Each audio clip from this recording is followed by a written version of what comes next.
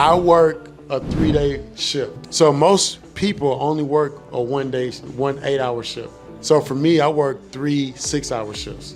So from 6 to 12 noon is one shift. I'm accomplishing so much before people do at 12 noon. So 6 to 12 noon is one shift. 12 to 6 p.m. is another shift. And then 6 p.m. to midnight is my third shift.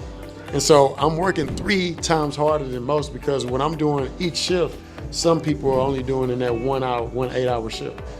And so I'm making my business to work harder than everybody else because I got so many businesses. The first thing I do when I wake up in the morning is I read. Right now, next to my bed, some people may have like the Bible. I'm going to, heaven, so, God and I already opened the doors for you, boy. So I ain't got to read that every day, right? But what I am reading right now is the Miracle Morning. I have the Miracle Morning sitting right by my bed, and I also have the Jewish Phenomenon sitting next to my bed. Wow. Why do I have these books, and why am I saying this? I like to wake up and learn something new as soon as I wake up. Or I like to wake up and be encouraged and inspired by something that I read. After I read, I might do some push-ups or something. Of course, I might brush my teeth. But I think those are necessary things that you want to do. You want to get better to start your day and at least accomplish something first, so that way you'll feel good about accomplishing the rest of your day. At night, I just keep working until I can't work no more. I don't really have a nighttime repetition or anything that I do every night. For the most part, I just get things done. So I look back at my day, I figure out what I didn't accomplish by 9 p.m., and then once everybody's asleep, I'm back up working a little more until I fall asleep at midnight. So 3-day work shifts versus just one, and I think anybody's life will change. And when you're an entrepreneur, you got to work harder for yourself than you do for anybody else. And so that's what I've been doing. A lot of people have asked me in the past, because I guess I have more muscles than what I got now, even though I still got abs, right? But they would ask me like, hey, what's going on? You losing weight. And I would remind them like, I don't take every lunch break like I used to when I had a job. As an entrepreneur, I'm working through lunch. I might work through dinner. But, even though my weight might not be what it is, my bank account is ridiculous. And I think that's what counts. Well, drop the mic.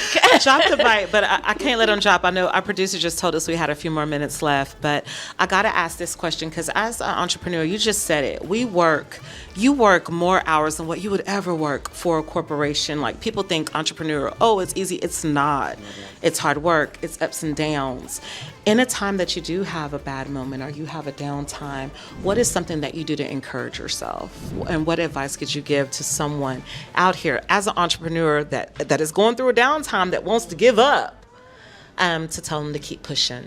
Well, for one, you can't have the mindset of, wanting to give up on anything. You got to have a better than yesterday mentality. Your mindset got to be better today than you were on yesterday. And for me, I'm more afraid of what happens if I don't do anything. I'm more afraid of what happens if I just sit on the couch and I just let the world pass me up and I don't seek any type of difference in my life. So for one, I know that opportunities don't disappear. They just go to somebody else.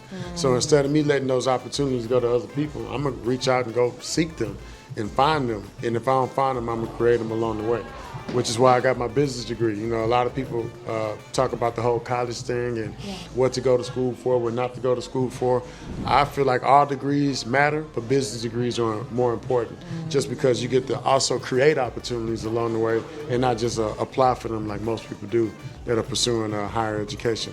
And of course, one of my favorite things to say is don't graduate and stop. That's the last thing you want to do is graduate and stop, which is why I'm glad we're here with Diverse City, because this is a piece of continued education.